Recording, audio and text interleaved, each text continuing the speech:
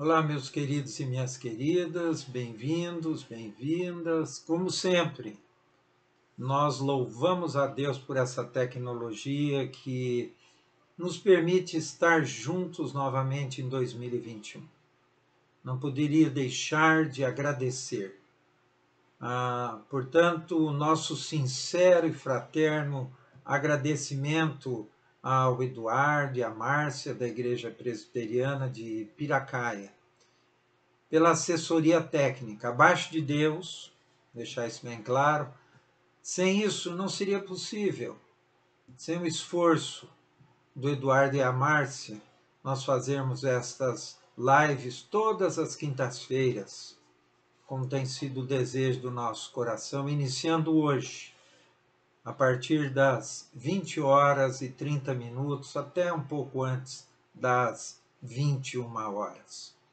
O nosso tema hoje é quando o sofrimento chega em nossa vida.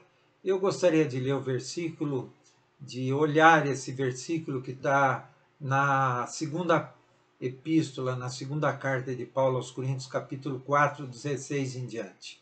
Ali está escrito, abre aspas, por isso não desanimamos, embora exteriormente estejamos a desgastar-nos, interiormente estamos sendo renovados dia após dia. Pois os nossos sofrimentos, leves e momentâneos, estão produzindo para nós uma glória eterna que pesa mais que todos eles. Assim, fixamos os olhos, não naquilo que se vê, mas no que se não vê. Pois o que se vê é transitório, mas o que não se vê é eterno. Vamos orar. Senhor nosso Deus e Pai, que a Tua palavra, hoje à noite, fale aos nossos corações, nos edificando, nos aconselhando, nos animando, nos exortando. Nós oramos em nome de Jesus. Sofrimento. Vem muitas vezes essa pergunta no nosso coração: como pode um Deus amoroso permitir que o sofrimento continue no mundo que ele criou? Para aquelas pessoas que têm passado por sofrimento, isto não é uma questão filosófica, é uma questão profunda, é uma questão pessoal, é uma questão emocional. Como é que a Bíblia trata desta questão? A Bíblia nos dá alguns exemplos de sofrimentos e alguns indicadores sobre a forma de nós lidarmos com o sofrimento. Na verdade, a Bíblia é muito realista quando fala do problema do sofrimento. Por um lado, a Bíblia dedica, por exemplo, um livro inteiro do como lidar com o sofrimento. Este sofrimento trata da vida de um homem chamado Jó. Muitos conhecem o livro de Jó. E começa com uma cena no céu que fornece uma espécie de pano de fundo ao seu sofrimento. Jó sofre porque Deus tem um debate com Satanás.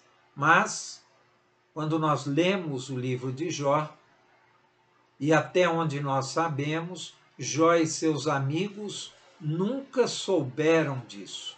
Essa é uma das razões porque eles tiveram, provavelmente, tanta dificuldade para entender e explicar o sofrimento de Jó.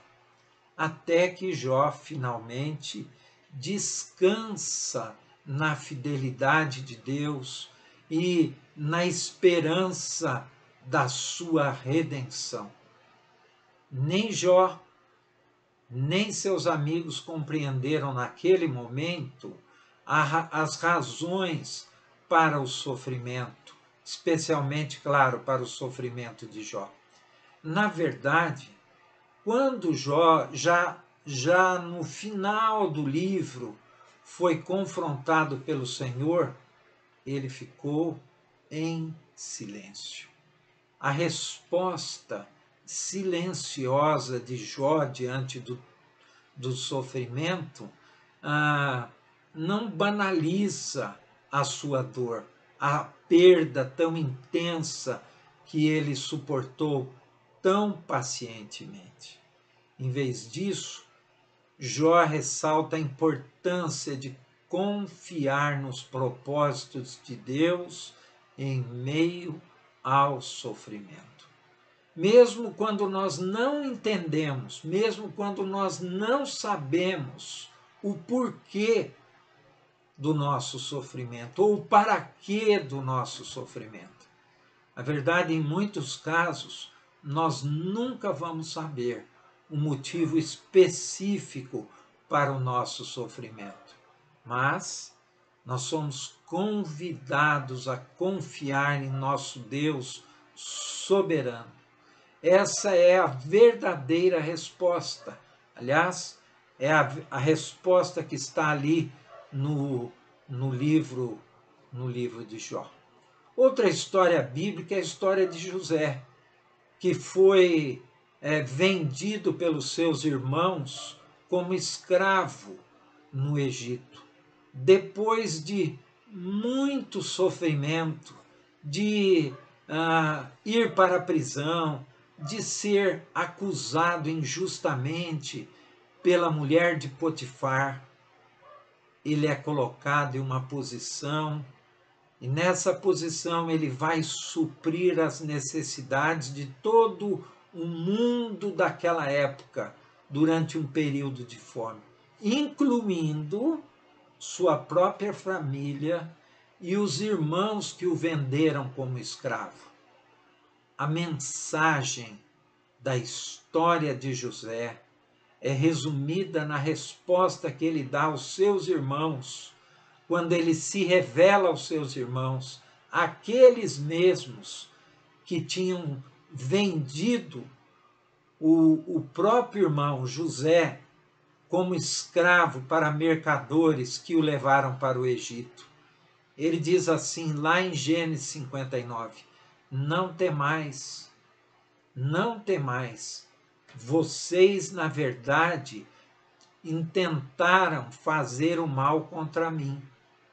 Eu passei muito sofrimento, porém Deus o tornou em bem, para fazer como vocês estão vendo agora, que se conserve muita gente em vida.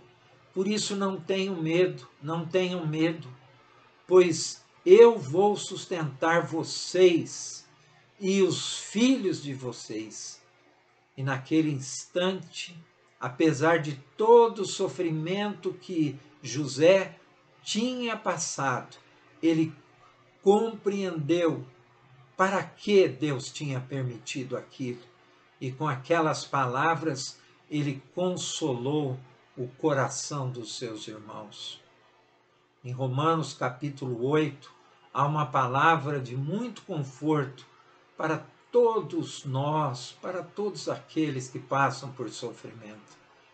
Paulo afirma, sabemos que todas as coisas cooperam para o bem daqueles que amam a Deus, daqueles que são chamados segundo em o seu propósito. Em sua providência, Deus orquestra todos os eventos da nossa vida. Isso é um mistério muito grande.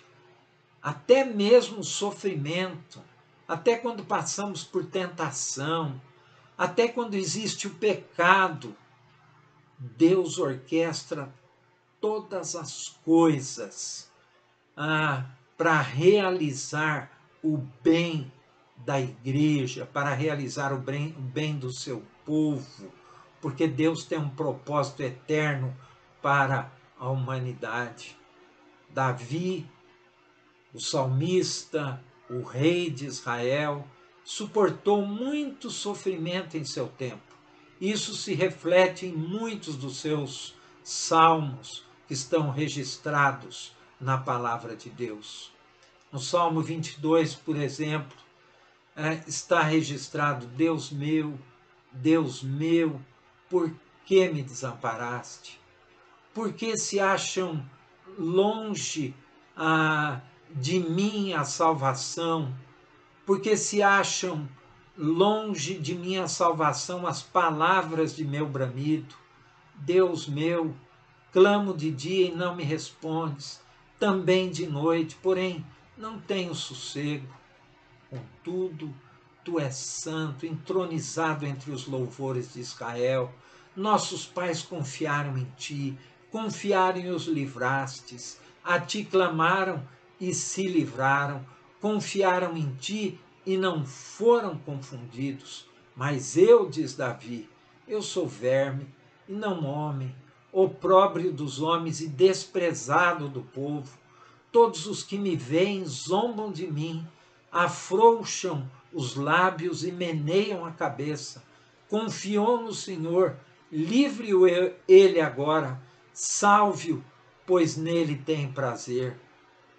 Na verdade, meus queridos, Deus vai responder a Davi, mas muitos séculos depois. Davi recebeu a sua resposta cerca de 1000 anos depois, através de Cristo Jesus. Quando Jesus foi morto no Calvário, na cruz Jesus suportou o sofrimento e a vergonha de todos nós e de Davi também. As mãos e pés de Jesus foram perfurados, as vestes de Cristo foram divididas entre seus inimigos. De fato, Cristo pronunciou as mesmas palavras lá do Salmo 22. Meu Deus, por que me desamparastes?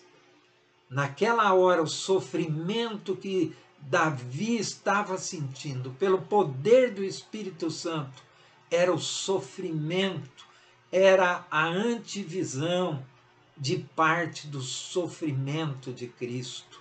Davi estava se identificando com o sofrimento de Cristo. Cristo, Filho de Deus, que a plenitude de Deus habita, viveu na terra como um ser humano e sofreu fome, sede, tentação, vergonha, perseguição, nudez, luto, traição, zombaria, injustiça e finalmente a morte. Jesus está em posição de cumprir o desejo do nosso coração quando nós clamamos no nosso sofrimento, na nossa dor, porque Cristo sofreu por nós. A palavra de Deus, na verdade, meus queridos, é a única que pode explicar o problema do mal e do sofrimento. Os cristãos servem a um Deus que viveu na terra e sofreu trauma, tentação, luto, tortura, fome, sede, perseguição e morte. Mas a cruz é a resposta de Deus para o nosso sofrimento.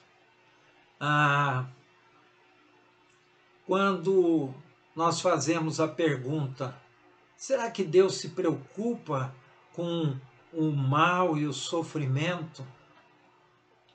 O cristão, o seguidor de Jesus, o discípulo de Jesus, pode apontar para a cruz e dizer: tanto assim, Deus se preocupa com o meu sofrimento lá na cruz do Calvário.